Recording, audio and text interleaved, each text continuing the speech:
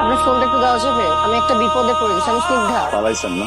একদম ঠিক ধরেছেন। বয়ফ্রেন্ড? আমার বয়ফ্রেন্ড নাই। বয়ফ্রেন্ড যদি না থাকে তাহলে পালাইছেন কেন? নিজের সাথে পালিয়েছি। বাসার থেকে জোর করে একটা জোকারের সাথে বিয়ে দিচ্ছিল। চলেন একটা তাই আপনি কি পাগল? আপনার সাথে আমি কেন থাকবো? আমি আপনাকে বিয়ে কেন করবো? ফেক ওয়াইফ হয়ে আমার বাসায় থাকবেন, মিথ্যে বই নাটক করবেন, তাহলে আমার মামাকে বিয়ে প্রেশার দিবেন না। আর আপনার থাকার জায়গা হয়ে গেল।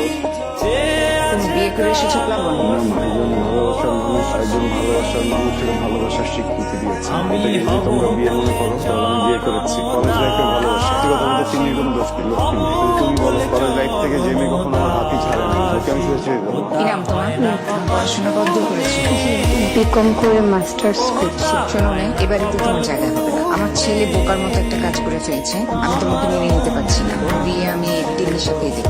দেশে তো আইন কানুন বলে। এই তুমি আমাকে আইন শেখাচ্ছ? কি করছো? আহা পা ছাড়ো।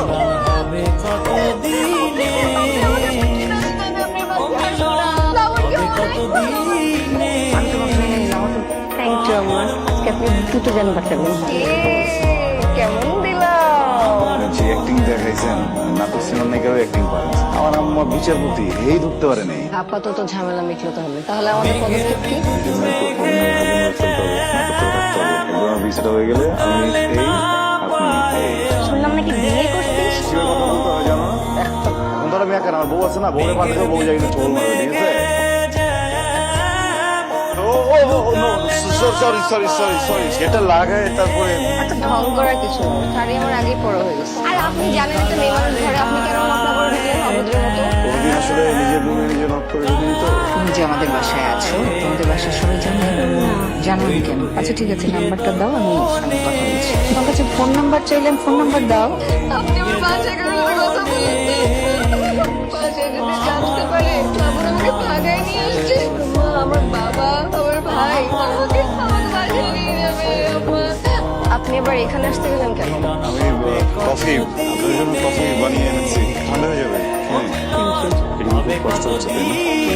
বরং ভালো লাগছে। শুরুতে আমার রাগারাগি করলো, এখন আমাকে চোখে হারাম। আমি ভাবছিলাম আমি চলে গেলে তুমি খুব কষ্ট পাবে। প্লাবন, কাজটা কি ঠিক করলাম? আমার মনে হয় এখন ওদেরকে বলে দেওয়া উচিত। বলবো এজেন্সিতে কথা হলো আজকে, ভিসাটা হয়ে যাবে, তারপর সব বলবো। আপনি কি ভেবেছেন কি করবেন, কোথায় যাবেন? হ্যাঁ, আমার ওই যে মিতা ও যেখানে কাজ করে ওখানেই বললাম একটা ব্যবস্থা করে দিবে। আশ্বস্ত দিয়েছে ওখানে কোনো সমস্যা হবে না। চেয়ে অবস্থা বলুন, কয়েকটা দিনের ভিতরে পুরো দোস্তের বৌমা। মাঝে মাঝে ভাবি আমি যদি সত্যি ওদের বৌমা হয়ে থাকতাম তাহলে